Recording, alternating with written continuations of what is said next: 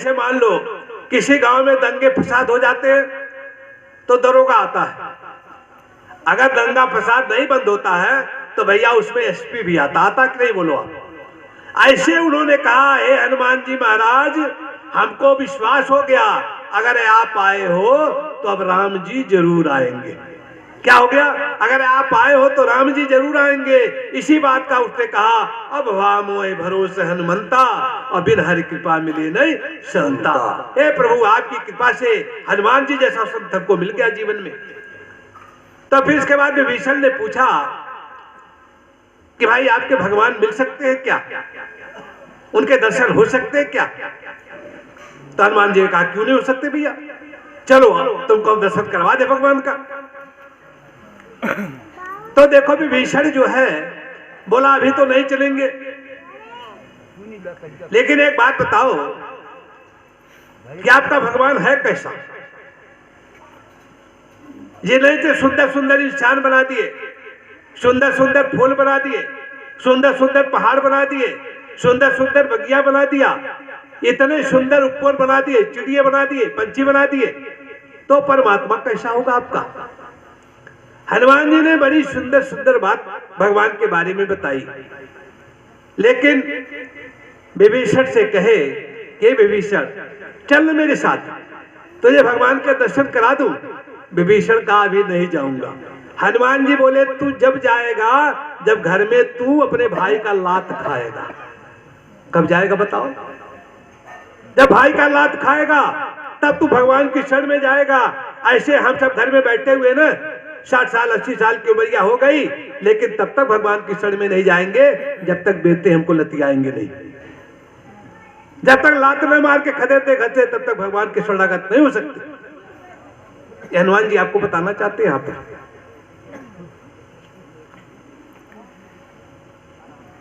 अंत में देखो, जब रावण मारा था ना विभीषण को दरबार में, लात से मारा, और लात जब खाया तब भगवान की शरण में जाकर के गया, ऐसे नहीं गया। अगर पहले चले जाता तो लात खाने से भी बच जाता, भगवान के शरणागत भी हो जाता। जब कोई संत कोई गुरु आपसे ये बात कहे कि भैया भगवान की शरण में चलो, परमात्मा की शरण में चलो, तो उसकी बात आपको मान ही लेनी चाहिए। नहीं मानोगे तो परिवार में लात खाना ही पड़ेगा, परिवार में हमको लात खाना ही पड़ेगा। विभीषण ने भगवान के बारे में एक बड़ी प्यारी सी बात बोली। क्या बोला? भगवान को कहा उसने, एक पंक्ति में आपको सुनाते हैं। उन्होंने कहा कि नाम तुम्हारा पालनहारा, कब तेरा दर्शन होगा, जिसकी रचना इतनी सुंदर, वो कितना सुंदर होगा। तुम्हारा पालनहारा, कब तेरा दर्शन होगा, जिसकी रचना इतनी सुंदर, वो कितना होगा, वो कितना सुंदर होगा। तो ही मेरे राम कृष्ण प्रभु, कब तेरा दर्शन होगा, जिसकी रचना इतनी सुंदर, वो कितना सुंदर होगा, वो कितना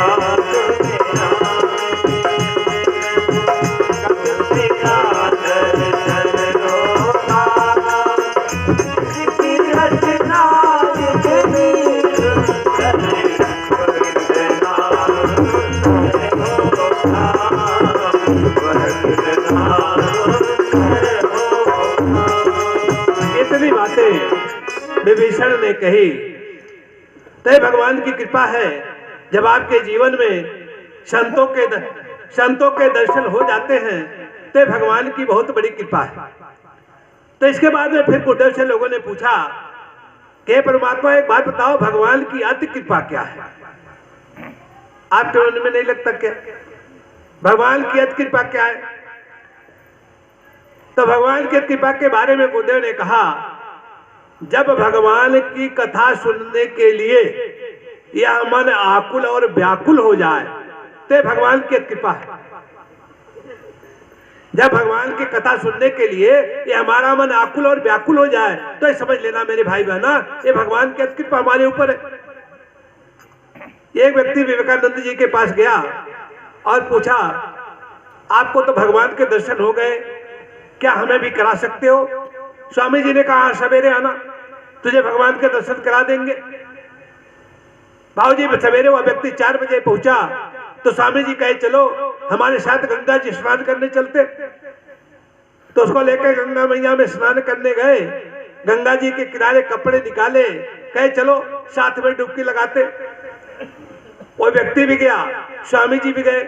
जैसे बाबू जी वो डुबकी लगाया, स्वामी जी इसके ऊपर चढ़ गए।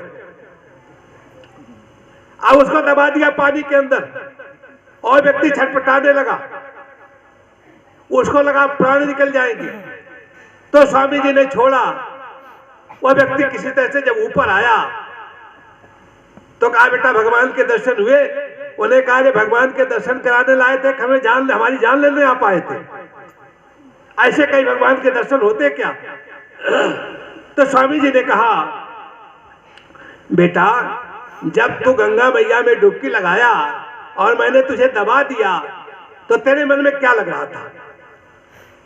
बस बाबा एक ही बात लग रहा था, हे भगवान किसी तरह से ऊपर आ जाता और मेरे प्राण बच जाते, किसी तरह से ऊपर आ जाता और मेरे प्राण बच जाते, बस यही लग रहा था मेरे मन में। स्वामी जी ने कहा, बस बेटा बस, ऐसे ही जब तेरे मन में इतनी व्याकुलता इतनी आकुलता हो जाए, हे भगवान मुझे मिल जाओ किसी तरह से, इतनी जब व्याकुलता तेरे अंदर हो जाएगी तो भगवान तुझे मिल जाएगा, तो भगवान तुझे मिल जाएगा, नहीं तो नहीं मिल सकता बेटा भगवान तुझे।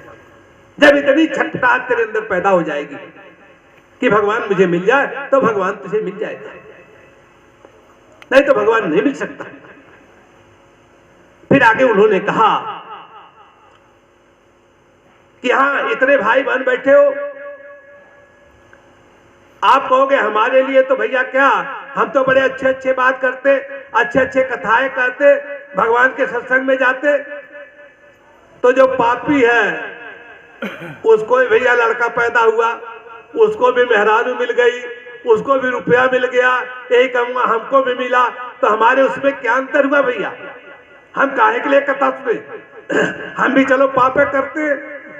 तो भगवान ने कहा बड़ी सुंदर सी बात, क्या कहा?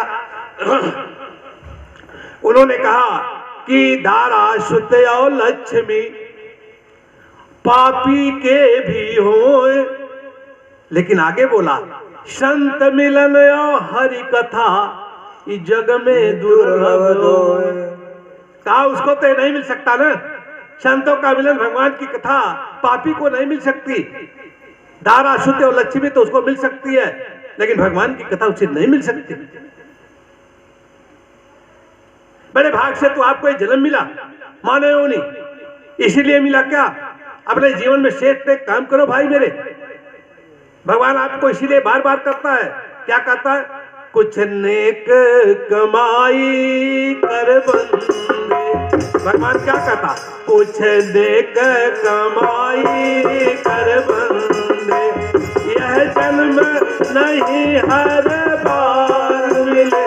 कुछ नेक कमाई कर बंदे, यह जन्म नहीं हर बार मिले। माया तो तुझे मिल जाएगी, माया तो तुझे मिल जाएगी, यह कथा कहाँ हर बार मिले। माया तो तुझे मिल जाएगी, यह कथा कहाँ हर बार मिले। कुछ नेक कमाई कर बंदे। इसीलिए कहा गया, हे मेरी माताओं बहनों, जीवन में कुछ नेक कमाई करो, लेकिन हम कर नहीं पाते। क्यों? क्योंकि भगवान की माया है ना भैया। कहा गया माया तो तुझे मिल जाएगी। भगवान क्या करता है, इसी चक्कर में हमको डाल दिया ना, माया के चक्कर में। भैया गा रहे थे ना, माया के चक्कर में किसने क्या पाया, माया में भगवान ने डाल दिया। गुरुदेव ने कहा कि माया की अंधेरी रातों में हम भटक गए कुछ इसी तरह, और मंदिर भी देखा राहों में, पर शीश झुकाना भूल गए। कभी कभी होता ना बाबूजी, ऐसे जा रहे हो, सामने भगवान का मंदिर है, अपने धुन में चले जाते हो, ऐसा भी नहीं करते ऐसे हाथ जोड़ के प्रणाम कर ले। ऐसा होता ही नहीं कभी हो भैया, होता कि नहीं? ऐसा इसलिए होता ना कि माया की अंधेरी रातों में हम भटक गए कुछ इसी तरह, और मंदिर भी देखा राहों में, पर शीश झुकाना भूल गए। आगे क्या, हम देख रहे हैं रोज रोज मरघट पर लाशें जलती है। जाते नहीं भी, गांव मर जाता, जाते नहीं। हम देख रहे हैं रोज रोज मरघट पर लाशें जलती हैं, और दुनिया के जिस्म जलते देखे और खुद का जल जाना भूल गए। हमें नहीं जान पाते भैया, एक दिन तो हमको भी जलना हो। जलना नहीं बोलो आप, दुनिया के जिस्म जलते देखे और खुद का जल जाना भूल गए। ऐसा क्यों? क्योंकि दुनिया के झमेले में पड़कर हम असली ठिकाना भूल गए। ये दुनिया के झमेले में पड़ गया इंसान न, तो अपने असली ठिकाने को भूल गया। माया के चक्कर में आप उभरोगे कैसे? इससे कैसे उभरोगे? जब आपके जीवन में सत्संग आएगा। जब तक सत्संग नहीं आएगा तब तक आपके जीवन में परमात्मा के दर्शन नहीं होंगे। इसीलिए तो कहा गया ना, मानसकार ने क्या कहा, बड़ी सुंदर सी पंक्ति लिखी। उन्होंने कहा, अरे बड़े भाग्य पावो सतसंगा, बड़े भाग्य पावो सतसंगा, विनय प्रयास होई भव भंगा, विनय प्रयास होई भव भंगा, बिन सतसंग विवेक न होई, बिन सतसंग कृपा में तो सुलभ सोई, राम कृपा में तो सुलभ सोई, सत सुधरहि सतसंगत पाई, सत सुधरहि सतसंगत पाई, भारत परम खुदा तो सोहाई, भारत परम खुदा भारत परत खुदा तो सुहाई, भारत परत खुदा तो सुहाई। ए मेरे भाई बहना, ये सत्संग ऐसी चीज है, सत्संग के माध्यम से हमारे मन में शांति आ जाती है। ऐसे सत्संग से क्या होता है? सत्संग से विवेक आ गया। अभी तो सत्संग में विवेक ना हो, सत्संग से विवेक जागृत होता है। और सत्संग हमको मिलता कहां से भैया? सत्संग मिलता भगवान की कथा से। कहां से मिलता बोलो? भगवान की कथा से। और भगवान की कथा में जब हम जाते हैं तो इसके माध्यम से हमको ज्ञान मिलता है। और ज्ञान कहां से मिलता है? एक ज्ञान वेदों ने हमको दिया, वेदों ने हमको दिया। तो देखो, ये जो कथाएं यहां कही जाती हैं, ये कथाएं आपके मनोरंजन के लिए नहीं होती।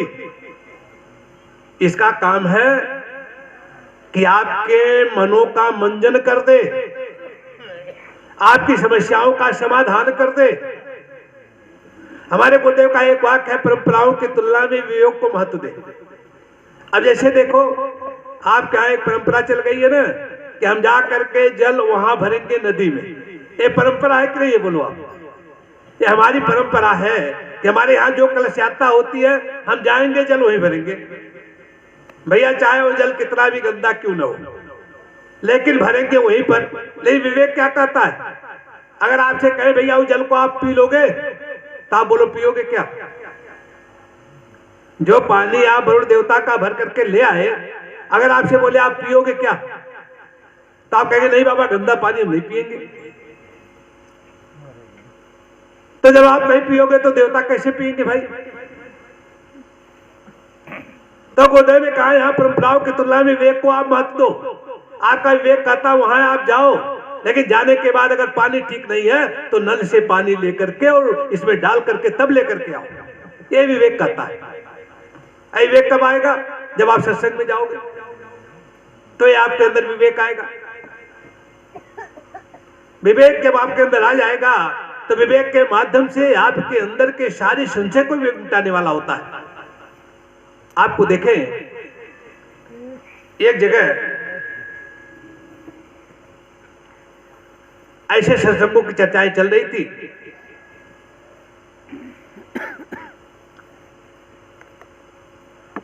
इसी सत्संग की देन भगवान के राम के खानदान में, आपने नाम सुना होगा भागीरथ जी का, नहीं सुना क्या? भगीरथ जी जिन्होंने गंगा जी को पृथ्वी पर ले आया। भगीरथ जी महाराज कठोर तप जाकर के किए और कठोर तप करने के बाद में गंगा मैया को पृथ्वी पर ले आए। और गंगा मैया जानते हो गोमुख से निकल करके बंगाल के खाड़ी तक जाती है। 2550 किलोमीटर की यात्रा तय करती है गंगा मैया। और रास्ते में जितने भी क्षेत्र पड़ते सबको पतित पावन बनाती हुई गंगा मैया यहां से लेके वहां तक चली जाती है। गंगा मैया और मानसरोवर, ये दोनों भगवान शिव के मानस पुत्र और पुत्रियां कहे जाते। एक बार मानसरोवर गंगा भगवान शंकर के पास गया और बोला, हे परमात्मा, गंगा को आपने इतने मान सम्मान दिला दिए लेकिन मुझे क्यों नहीं मिला? तो भगवान शंकर ने कहा, अरे ओ भैया एक बात तू जान ले, गंगा तो वहां से गोमुख से निकलती और चली जाती बंगाल के खाड़ी तक। गंगा जहां जहां जाती अपने किनारे को हरा भरा करती हुई चली जाती। जो उसके जल का पान करता उसकी सारी बीमारी ठीक करती चली जाती। गंगा जिस शहर से गुजरती उसको तीर्थ स्थान बना देती। गंगा रुकी नहीं, उसका जल हमेशा निरंतर चलता रहता है, निरंतर चलता रहता है। और मानसरोवर से बोले, तूने अपने चारों तरफ बांध बांध करके रख दिया, अपने जल को अपने अंदर सीमित कर दिया। तेरे जल को जनमानस का कोई लाभ नहीं उठा सकता, इसलिए तेरी पूजा नहीं होती। और गंगा की पूजा इसीलिए होती है कि वो मानव मात्र के कल्याण के लिए निरंतर बहती रहती है, निरंतर चलती रहती है। इसीलिए जो मानव के कल्याण के लिए, जो समाज के कल्याण के लिए गंगा जी की तरह से हमेशा चलता रहेगा, लोगों की भलाई हमेशा करता रहेगा, उसकी दुनिया पूजा करेगी। और जो तालाब की पानी की तरह से सारे चीज को संचय करके अपने में रखेगा, जैसे तालाब का पानी सड़ जाता है कोई उसे पूछता नहीं, ऐसे आपका धन सड़ जाएगा, आपके धन को आपको कोई पूछेगा नहीं। तो भगीरथ ने तप करके गंगा मैया को पृथ्वी पर ले आया। और एक बात हमें बताओ भैया, आप प्रयागराज जाओ, गंगा जी के किनारे जाओ, अगर उसमें जाके मेरे बाबू अगर आप डुबकी न लगाओ गंगा मैया में तो बोलो कोई फायदा आपको मिलेगा क्या? गंगा जी में जाओ और डुबकियां लगाओ, इसे ताको खड़ा होके, तो आपको कोई फायदा मिलेगा क्या? अरे जाओ तो सर डुबकी लगाओ ना, गंगा मैया में जाओ तो डुबकी लगाओ ना भाई मेरे। अगर डुबकी नहीं लगाओगे तो आपको कोई फायदा मिलने वाला नहीं। ऐसे आप देखो, परम पूज्य गुरुदेव पंडित साहब धर्मा आचार्य श्री ज्ञान रूपी गंगोत्री को शांति कुंज हरिद्वार से लेकर के आपके करिया सिंह धसारा गांव में आज पधारे। इसमें आप अगर डुबकी न लगाओ, इसमें गोता न लगाओ, इसमें आप मनन न करो, कहा गया कथा को सुनो, इसको धुनो और इसका मनन करो, तब जो है आपको इसमें से मक्खन मिलेगा, तब इसमें से आपको नवनीत मिलेगा। नहीं तो भैया ऐसे सुनते रहो कथा, तो कथा आपको मीठी लगेगी क्या? इस कान से सुना, इस कान से निकाल दिया। कथा आपको मीठी नहीं लग सकती। मीठी कब लगेगी? आपको बोले, एक भाई साहब थे, बाहर से आए, तो आने के बाद में बहू से बोले, बहू जा चाय बना के ले आओ। बहू बोली, बाबू जी ऐसा ना, बड़ी अच्छी सीरियल आ रही है, जरा देख रही हूँ, थोड़ी देर बाद बनाऊंगी। अब इनको तो गुस्सा आ गया, लेकिन बहू पर गुस्सा कैसे उतारे? तब जानते व्यक्ति पत्नी के पास जाता है। आप लोग भी ऐसा करते होंगे। तो पत्नी के पास गए और अपनी स्त्री से बोले कि जा चाय बना के ले आओ। पत्नी भैया उठी और गई, जाकर के चाय बनाई और चाय बना करके ले आई, चम्मच डाल के और कप प्लेट रख दिया। जब चाय रख दिया तो एक चुस्की जैसे पिए तो गुस्से में बहुत थे भैया, तो बोल रहे हैं चाय में चीनी तेरे मैके वाली मिलाएंगे क्या? मैका जानती हो कि नहीं? मैका माने नैहर, समझ गई बात की नहीं? कहे चाय में चीनी तरह नैहर वाले मिलाएंगे क्या? तो पत्नी बोली अरे भैया गुस्सा काहे करते हो, चीनिया उसमें अंदरवा पड़ी हुई है, ऐसे ऐसे चम्मचवा घुमा दो अभी चाय मीठी हो जाएगी। क्या बोले? ऐसे चम्मच घुमा दो चाय मीठी हो जाएगी। तो भैया ने ऐसे ऐसे चम्मच घुमाया और फिर पिया तो चाय क्या हो गई? मीठी हो गई। ऐसे गुरुदेव ने कहा कथा में जाओ तो इसमें मनन का चम्मच घुमाओ। किसका घुमाना?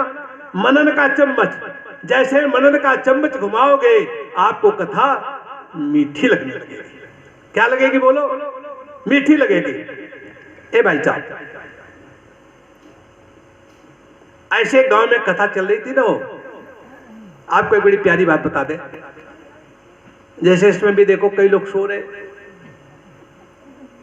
ऐसे गांव में कथा चल रही थी। तो एक बहन जी रोज कथा सुनने आती, जैसे मार साहब 5 दिन के कथा का आयोजन किए हैं, 4.5 दिन होगी कथा, तो ऐसे कथा में बहन जी रोज आती कथा सुनने। तो जैसे घर पर जाती तो अपने पति से कहती देखो जी कथा पंडित जी बड़ी मीठी कह रहे हैं। क्या कह रहे हैं?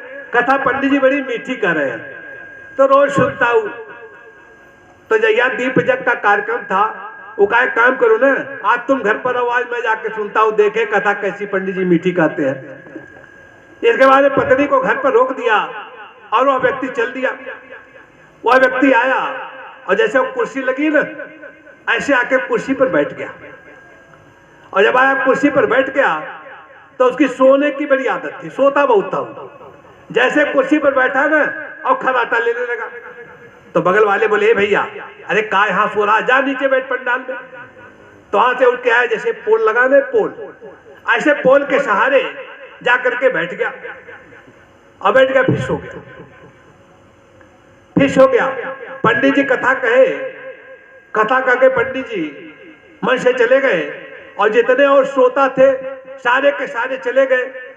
तो बाद में भैया टेंट वाले भाई साहब जो बैठे ना, ये टेंट वाले भाई साहब बाद में जाते हैं सबसे भैया अपना सामान सहेज के। तो इसके बाद में ये भाई साहब जब सोए थे, देखो जब एक पंडाल खाली हो जाएगा ना तो इसमें जानते हो कुत्ते बहुत घूमते हैं, नहीं घूमेंगे? अभी जैसे खाली होगा सब कुत्ते घूमेंगे। ते भैया पंडाल में कुत्ते लगे घूमने और भाई साहब ऐसे सो रहे थे। देखो कुत्तों की एक आदत होती है ना, जहां ऊंचा स्थान देखते हुए टांग उठा देते हैं। आपने देखा होगा, नहीं देखा क्या? जहां ऊंचा स्थान देखेंगे वही टांग उठा करके बस कर दिए नमो नारायण। इसके बाद वो भैया ऐसे बैठे थे, कुत्ता आया ऐसे पांव को उठाया और मुंह पर पूरे कर दिया, भैया नमो नारायण कर दिया। मुंह इनका पूरा भीग गया। इतने में टेंट वाले भाई साहब आए, ऐसे सो रहे थे, इनको जगाया, अरे भैया अरे यहाँ सोएगा कि घर जाएगा? ये हड़बड़ा करके उठे, देखे मुंह भीगा है। कहे भैया मुंह कैसे भीग गया हो? इसके बाद में क्या करते हैं, जिभिया से चाट लेते हैं। जब जिभिया से चाटते हैं ना तो इनको नमकीन लगता है।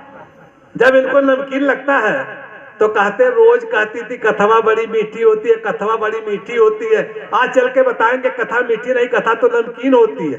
क्या होती है बोलो? कथा नमकीन होती है। सो गए थे कथा में आके, घर पर जाके बीबी बोली कथा सुन के आए, अरे रोज कहती थी बड़ा आनंद आता, बड़ी मीठी, अब तो देख के आए ना कथा तो नमकीन होती है, मीठी होती नहीं। तो मेरे भाई बहना जो सो जाएगा उसकी कथा नमकीन हो जाएगी, मीठी होगी नहीं। इसलिए अगर आपको मीठी कथा सुननी तो जाग करके सुनो, जितने भाई आए सब जाग करके सुनो तो कथा आपकी मीठी हो जाएगी। तो ज्ञान रूपी गंगोत्री को गुरुदेव ने शांति को हरिद्वार से लेकर के आया। तो आवे चले आज ज्ञान रूपी गंगोत्री में आप भी अवगाहन कर ले। आवे आपको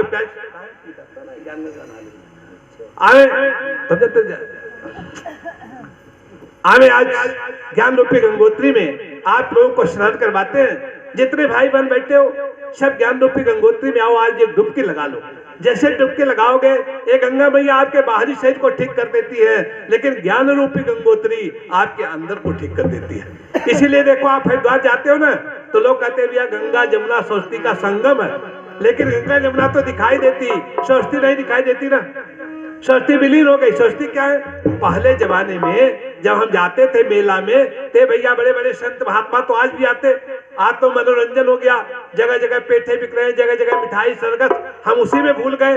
पहले क्या होता, गंगा मैया में नहा के आते, गंगा हमारी बारिश से इनको ठीक करती, और जब संतों के पंडाल में आते तो सरस्वती मैया वहां रहती थी, संतों की जुबान में वो सरस्वती मैया हमारे अंदर को ठीक कर देती थी। तावे आज उसी सरस्वती मैया में हम आपको स्नान करवाने ले चल रहे हैं। एक डुबकी लगाओ, सब ताली बजा करके इस गीत को गाओ। आओ ज्ञान गंगा नहा ले रे मन में, ज्ञान गंगा नहा ले मन मेरे, ज्ञान गंगा नहा ले ज्ञान गंगा नहा ले मन मेरे, ज्ञान गंगा नहा ले मन मेरे, मन मेरे, मन मेरे, मन मेरे, मन मेरे, मन मेरे,